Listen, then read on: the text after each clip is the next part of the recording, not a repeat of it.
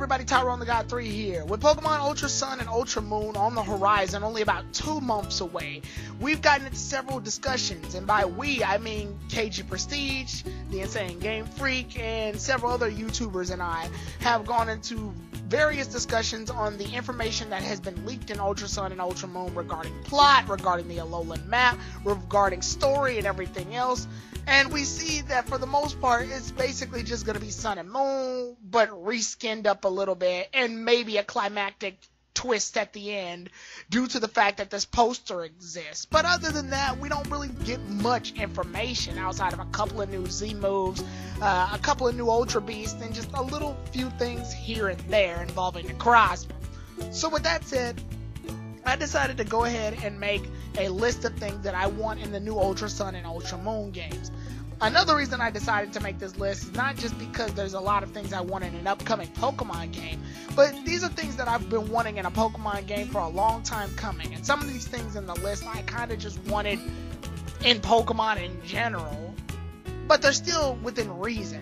So without further ado, I give you all the top 5 things that I want in the new Pokemon Ultra Sun and Ultra Moon games, and hopefully these 5 things can spread and come to fruition. That way they can make the games a lot more interesting than the regular Sun and Moon counterparts, or just Pokemon in general. Number 5. Variety in Pokemon. Now, I don't know about you guys, but when I started playing Pokemon Sun and Pokemon Moon, the game does open up with a pretty nice variety of Pokemon. Hell, this is one of the first Pokemon games where you actually get 3 choices of bug starter Pokemon with Charjabug, Weedle, and even Caterpie all at once, and Ladybug. So you get a lot of Pokemon to begin with, but it feels like as the journey spreads out, there's not really much options after that. It's weird too, because in Akala Island and Ula Ula Island, the options you can catch for Pokemon just start to feel more narrow and more narrow as time goes by.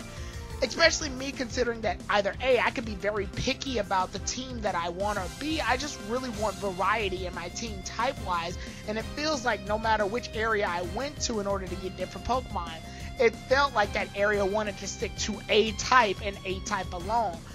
For instance, when I did Mallow's trial and was in the grass area there, most of the Pokemon there were pretty much grass-type Pokemon, which was fine, but I have a Rowlet here, so I already have my grass type covered. I wanted something, you know, in the different type region. So obviously I would have to go to fire or water, but it felt like the types were pretty limited there as well.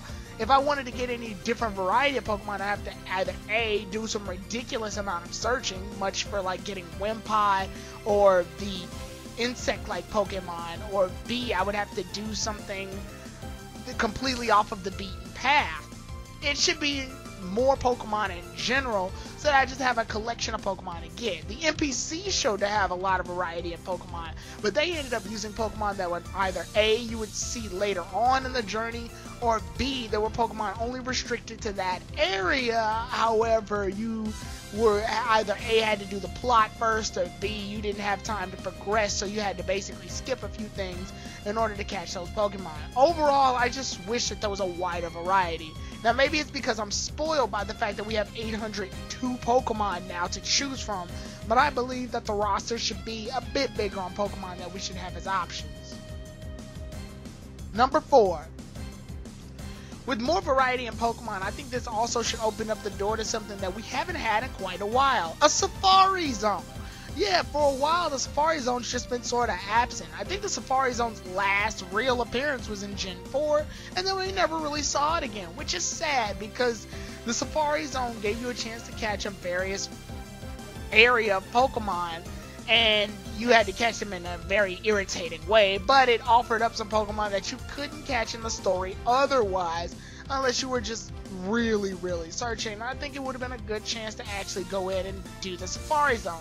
It's fun to go in the Safari Zone and catch several different wacky and wild Pokemon that you couldn't catch otherwise, and I feel like it's a missed opportunity that we don't have a Safari Zone anymore. I really want this again.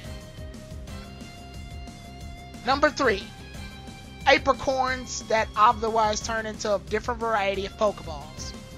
In Pokemon Sun and Moon, I kept running into situations where I ended up getting different PokeBalls. even Pokeballs that were existing in the Johto region. And it was also even cool to see other trainers use Pokeballs from different generations. Like I saw some trainers end up using Net Balls, but some trainers were using Lure Balls. I saw some trainers using Love Balls, some trainers using Moon Balls, and I saw some trainers even using like Friend Balls. I thought it was really cool the fact that each of these trainers were using different varieties of Pokeballs, but there was one problem. It felt like I myself didn't have access to a lot of these Pokeballs. Yeah, I had access to some of the Pokeballs that were introduced in Gen 4, but after that, it was pretty much limited. And the reason that was is because, yeah, I could get an occasional Gen 2 ball here or there if I find it, but there was no real way to keep making them. There was no blue Apricorn so that I could keep making Lure Balls. There was no red Apricorn so that I could make Love Balls. There was no yellow Apricorn so that I could make Fast Balls. And there was no Kurt to make the Apricorns into Pokeballs. I thought it would have been really cool and a missed opportunity, unfortunately, that Sun and Moon didn't give you the opportunity to get Apricorns so that you can change them into Pokeballs, so that you can have different varieties of Pokeballs here. And not just limit them to the Apricorns that exist within Gen 2. Try to have some different Apricorns that can turn into Pokeballs that exist in Gen 4. Yeah, I know some of those Pokeballs are factory made, but I see no reason why Kurt couldn't make them. And by that way, I also am saying that there should be a different Kurt. Someone who does the same job as Kurt but isn't Kurt, or hell, even make Kurt a faller. It would add a little bit more to the plot, or to the very least nod at the plot. I just think it'd be cool if we had a different variety of Pokeballs. It's always fun to see different designs for different Pokeballs, even if those Pokeballs do pretty much the exact same thing. Like, for example, the Quick Ball and the Fast Ball pretty much do the same thing, but I like the design of the Fast Ball a little bit more than the Quick Ball. So it just gives a bit more spice and variety, and just, it's nice to look at. Number 2, harder trials. Now, I understand that this is a game for children. However, I couldn't help shake the fact that a lot of these trials were starting to try to be unique at first, and then later they just devolved into fight this Pokemon. Now fight this Pokemon. Now fight this Pokemon. Now fight the Totem Pokemon. And it felt like that pretty much midway through the journey and then towards the end of the journey. It didn't really feel like I was doing anything that required any real hard work. I mean, they could have spiced it up a little bit. Only fight Pokemon with this detail on them. Don't knock out any Pokemon with this on them. Make sure you fight Pokemon that do this, or inflict a status condition on the Pokemon before knocking it out, or something like that, or even a puzzle that's like, out of the 3 Pokemon you fought, which one did this, or something like that. Something to really challenge the mind of the Pokemon trainer, rather than just senselessly brawling through a lot of Pokemon that are in the trials. If you have to make battles necessary for a trial, which they don't even have to be the case. You could do like what a lot of the other gyms did and have a quiz or something. If you have to do these trials like this, then at least put more of a challenge in on it. Something to make the brain scratch a little bit more. Other than that, you're pretty much just asking me to fight 3 Pokemon and then fight the Totem Pokemon, which I really felt like a lot of these trials devolved to and didn't really go anywhere. I might as well have just been fighting gym battles at that point. And with number 2, we lead into number 1, which is the biggest thing I want to change in Pokemon Ultra Sun and Ultra Moon: a hard mode. This also means no tutorial. Now, Pokemon Black and White 2 actually did something like this. They had a thing known as Memory Link, which allowed you to have a memory link with Pokemon Black and White and connect it to Pokemon Black 2 and White 2 in order to unlock keys for a hard mode and, oddly enough, an easy mode, as if Pokemon needed to be easier. But these keys were only accessible after you beat the game. Okay, that sucks. Why can I only make my game harder after I've beaten the game? But by the time I do that, the game's pretty much over. I mean, yeah, there was post-game stuff to do, but at that point, I'm done with the game. Now, how do you make a game like Pokemon harder? I mean, it's pretty much a game of rock, paper, scissors if you know what you're doing. However, I still feel like there's ways that could have made it harder. A lot of times in Pokemon, it's a war of attrition. What are your Pokemon's levels at, or health, or this condition of your Pokemon while you're in the area? Well, to make it harder, less trainers that can heal your freaking Pokemon after you beat them. Yeah, I'm talking to you nurse and doctor trainers. Have trainers and NPCs have more Pokemon on their teams when you fight them, so it won't be, oh, you beat my 2 Pokemon, let me just go away. Have Pokemon teams that are much stronger, have Pokemon actually hold varietized items, like the eject button or the focus sash or something like that, to make them harder as well. You know, various things like this in order to make the trainers a lot more of a challenge. And as far as the no tutorial mode thing, I feel like this should be necessary basically so that they don't really teach you how to play. You just sort of play. The game starts and you know how to play. It doesn't hold your hand. Yeah, you can still have a tutorial mode in the sense of you fight your rival and you both start off with, you know, very small Pokemon. And I also believe that trainers can learn as they play. I mean, the original Pokemon games didn't have a tutorial mode. Your rival fighting you the minute the game started was your tutorial mode. If you picked up on how to play or not, that was up to you as the player.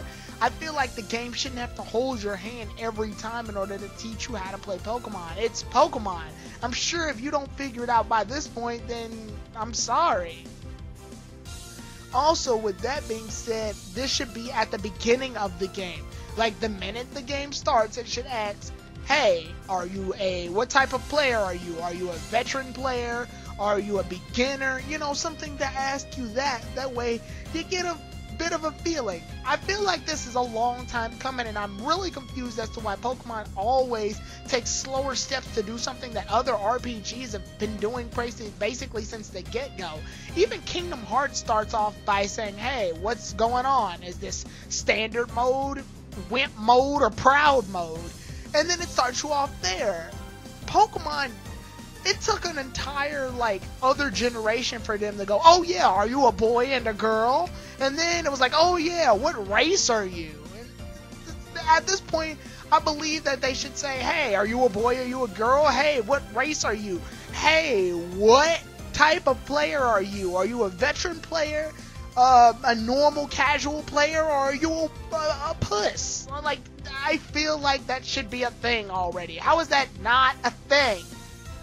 So yeah, hard mode for Pokemon games, because we need that by this point. A lot of the people who still play Pokemon are in their 20s, so they gotta appeal to them as well as appealing to the kids. There's nothing wrong with making a game easy for kids in order to play, but there's also nothing wrong with making an actual challenge. Pokemon is one of the few only turn-based RPGs that's still around in terms of RPG-wise.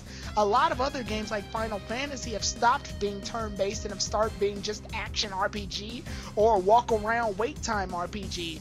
And they've stepped their game up. So Pokemon needs to do something, otherwise it's gonna lose appeal to a lot of people. So to this I say, get a hard mode. You need it in order to make this game a lot more interesting.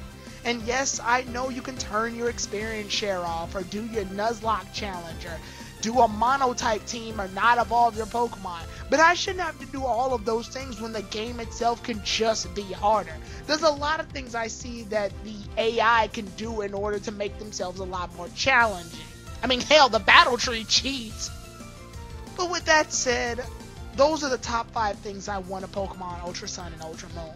What are things you want in Ultra Sun and Ultra Moon? Maybe I missed a few things, but with that, I'll see you all then, everybody. Tyro the God 3